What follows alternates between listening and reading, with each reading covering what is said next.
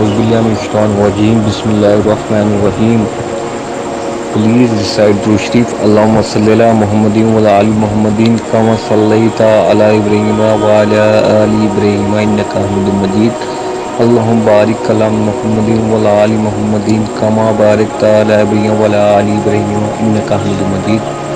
اللہ تعالیٰ قرآن پاک کی صورت نمبر 4 سورۃ نساء کی آیات نمبر 136 میں ارشاد فرماتے ہیں، یہ فرماتے ہوئے استعفا نہیں کیا کہ انصاف کی روش پر چلو، بلکہ یہ فرمایا کہ انصاف کے علمدار بنو. تمہارا کام صرف انصاف کرنا ہی نہیں ہے بلکہ انصاف کا جھنڈا لے کر اٹھنا ہے. تمہیں اس بات پر کمر بستہ ہونا چاہیے کہ ظلم مٹے اور اس کی جگہ عدل و راستی قائم ہو. عدل کو اپنے قیام کے لیے جس سہارے کی ضرورت ہے، مومن ہونے کی حیثیت تمہارا مقام یہ ہے کہ وہ سہارا تم بنو. سورۃ نساء آیات نمبر 165.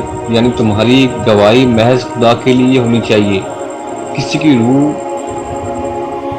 روح رعایت اس میں نہ ہو، کوئی ذاتی مفاد یا خدا کے سوا کسی کی مودی تمہارے مد نظر نہ ہو.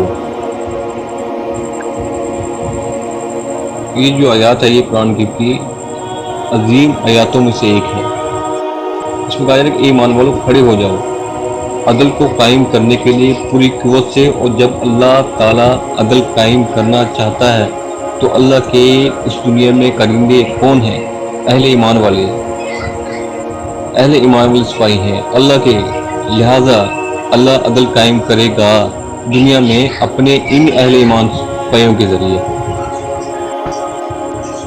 اللہ دین کا غلبہ چاہتا ہے تو ایمان والوں کو قربانی دینی پڑے گی. جو اہل ایمان ہے قربانی دینی پڑے گی، مشکلات برداشت کرنی پڑے گی اللہ کی راہ میں، اللہ کی خوشنودی کے لیے، اللہ کے عدل کو دنیا میں قائم کرنے کے لیے. لیکن افسوس کے ساتھ ہے کہ سوشل جسٹس کی کتنی اہمیت ہے اسلام میں، لیکن افسوس کی بات ہے آج کل کا مسلمان سوشل جسٹس کی اہمیت کو سمجھتا ہی نہیں ہے. آج کل قانون کی اہمیت ہے، چور کا ہاتھ کاٹو، اس کی تو اہمیت ہے، لیکن نظام کو درست کرنے پہ زور نہیں دیا جاتا. چور کا ہاتھ کاٹو تو اچھی بات ہے، چور شریعت کا نظام ہے، جو چوری کرے اس کا ہاتھ کاٹ دو. لیکن سود کا نظام ویسے ہی چل رہا ہے. اگر کوئی غریب چوری کرتا ہے تو اس کو پکڑ کر ہاتھ کاٹ دیتے ہیں، لیکن کوئی امیر کچھ کرے، کوئی غلط کام کرے تو اس کے لیے قانون دوسرا ہے. پہلے نظام کو درست کرو، سودی نظام کو ختم کرو.